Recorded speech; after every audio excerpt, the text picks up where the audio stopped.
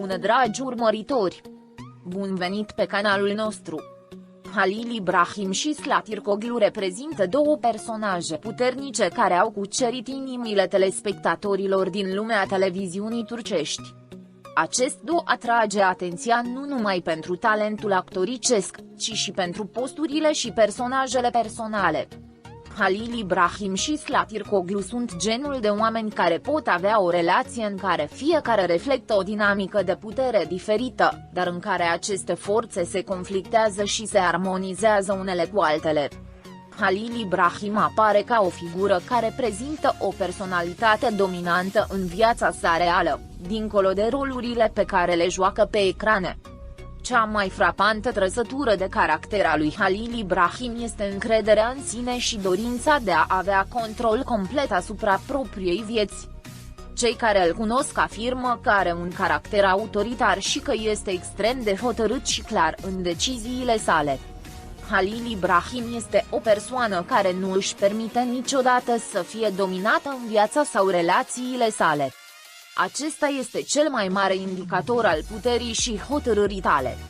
Totul are un loc în lumea lui și a depăși acel loc este inacceptabil pentru Halil Ibrahim.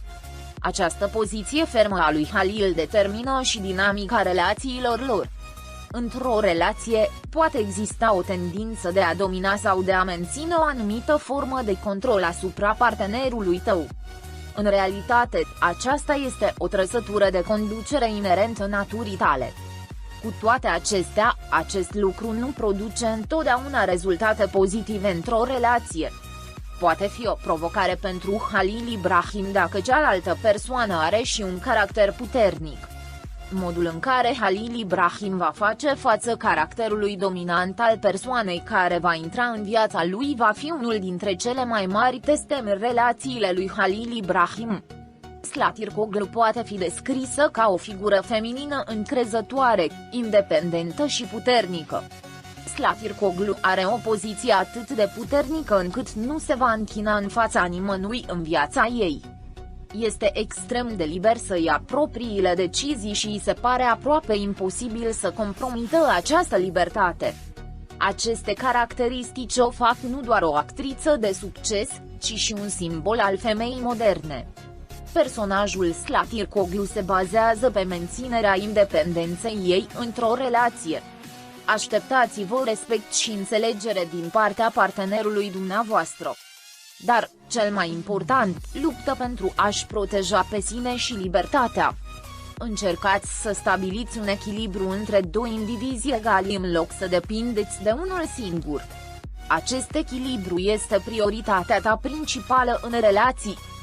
Zlatirkoglu nu se lasă niciodată dominată și vrea mereu să-și facă auzită propria voce într-o relație. Prin urmare, este foarte important pentru Zlatirkoglu ca cealaltă persoană să îi respecte libertatea și independența. Unirea a două personaje puternice precum Halil Ibrahim și Zlatirkoglu creează inevitabil o dinamică relațională dificilă. Deși ambele părți nu doresc să-și compromită poziția, acest lucru poate duce uneori la conflicte grave. Cu toate acestea, acest tip de relație permite ambelor părți să se completeze reciproc. Caracterul dominant al lui Halil Ibrahim și poziția independentă a lui Sila pot crea o armonie perfectă atunci când este stabilit echilibrul potrivit. Menținerea acestui tip de relație necesită ambele părți să dea dovadă de mare respect și înțelegere reciprocă.